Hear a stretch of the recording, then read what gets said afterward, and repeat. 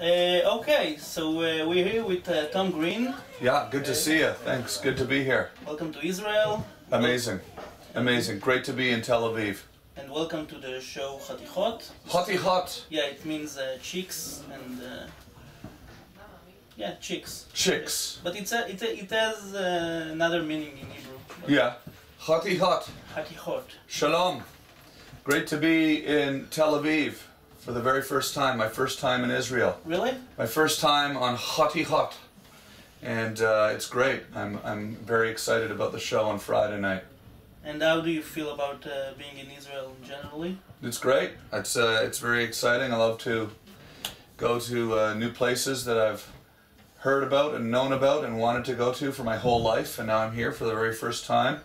45 years old. It took me 45 years to get to Tel Aviv, but I made it, and I'm very, very happy to be here. So we're going to have a lot of fun at the show. Whenever I'm performing in a place I've never been before, it's an extra level of excitement that I have inside my body that then comes out in the comedy on stage and makes for a even more ridiculous show. So we're gonna have fun. It's a bit of a coincidence, maybe, but another guest in Israel these days. Yeah. Wait, let me guess who you're gonna say. Donald Trump. Yeah, your old boss. Oh yeah, my old boss. Yeah, yeah. His name comes up every once in a while. They don't talk about him very much in America, though. Really? No, you never really hardly hear about Donald Trump. But over here, it comes up a lot in the news. No, it's basically like, I thought maybe if I came to the other side of the world, I'd be able to go a day without hearing about my old boss. But then he followed you here. He followed me here, yeah. So, but that's fine. Yeah, I was on The Celebrity Apprentice with the President of the United States. He wasn't the president then, but he is now the host of The Celebrity Apprentice. He's the President of the United States now. And so... You keep repeating it, so it's... I just figure if I say it over and over again, it'll start to make sense or something. Yeah. But no, it's okay, it's good. I hope he does a good job. You know, let's hope for the best, you know? It's the world we're talking about here. We want it to, you know, be good, right? Fingers crossed. Let's keep our fingers crossed and hope that the host of The Celebrity Apprentice does a good job. Not fire the world. Running the world, yeah. But you know, he fired me because I went out drinking with Dennis Rodman. So that could be, you know, looked at as a good or a bad decision. Seemed like a pretty obvious thing to do, right? If Dennis Rodman asks you to go out drinking in New York City, you say yes, right? So I'm not sure why he fired me for that, but you know, he's got his own reasons, I suppose. He doesn't like Dennis Rodman, and doesn't like... I mean, black people in general. No, I don't think it's that. I don't think it's that. I think he just doesn't really like drinking on the job, maybe. But it seemed like a decision that would be something that would be, you know, good for the television show. That's why I did it. You know, I wanted to have some fun on the television show. But I will say that you know, when I was on The Celebrity Apprentice, off camera, the President of the United States was... a nice guy, you know. I mean, I had multiple conversations with him. He was always friendly, and you know, I just think that he fired me for the wrong reasons. They brought me back. They brought me back for the end of the series. So it does seem strange though, when you know the President of the United States on that sort of level, you know. He screamed at me, he screamed in my face. You know, I've never had a president, former or current sitting president, who has screamed in my face before. So it's interesting, like I remember like his face getting like even more orange than it is already. So, you know, he got like beet orange. He was so angry with me. Let me ask you something. As a comedian, and as a guy who knows other comedians, obviously, you think that ever since he became president, or ever since the beginning of the Trump era, You think that comedians are holding themselves back a little bit because of the uprise of the right wing, or they let themselves be more provocative?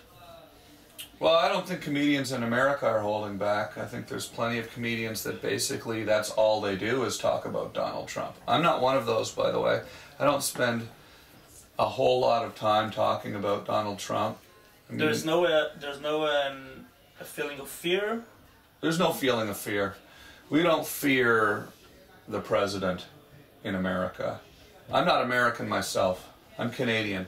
And we don't fear the president in, you know, it's complete freedom of speech, and people are encouraged to speak out against the president. It's pretty much all anybody does is speak out against the president. You know, people are so against the president at times that it actually makes you not want to talk about it as a comedian, because everybody's talking about it. And I tend to talk about all sorts of different subjects in my comedy. You know, I talk about life, and I talk about technology, I talk about how we're stuck on our cell phones all day, I talk about relationships, I talk about things that have happened to me over the years, I talk to the crowd, I have a lot of fun in my show. It's not a political show. But I do feel like I have to talk about the president a little bit just because I know him. Yeah. You know, because I know the president, and the president knows me, and anyone who knows me should probably not be president. What are your other plans in your trip to Israel? Well, we're hoping to go to Jerusalem tomorrow. I've never been to Jerusalem before, so that just sounds really crazy to me, you know? Having not been to this part of the world, and to think that tomorrow we're going to go to Jerusalem sounds exciting, and I'm really looking forward to that experience. We'll see what else we do, but I definitely want to spend some time there. I may go there for a day or two. I'm here early before my shows, so I'm going to have some time to go around and look at the sites. I'm going to be in your show on Friday. Great. Yeah, we're going to have fun Friday night. It's going to be a good time. And yeah, maybe you could give me some recommendations of some places that we should go see in Jerusalem. Where's the first place I should go to? There's a big wall, great wall. Yeah, big wall. I heard about that. Yeah. Did Donald Trump build that wall, or? Yeah. Maybe he'll ruin it and build some tower. Yeah, that'd be good. Yeah, plate it with brass or something. Yeah. Yeah, I have a favor to ask you, if you don't mind. Yeah, no problem. I have a guitar here. Yes, yeah, I see that.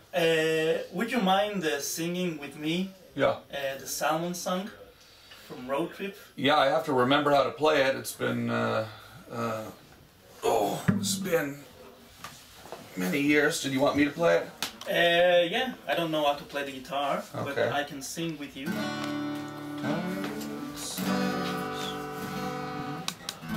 Okay, that's what it is. Yeah.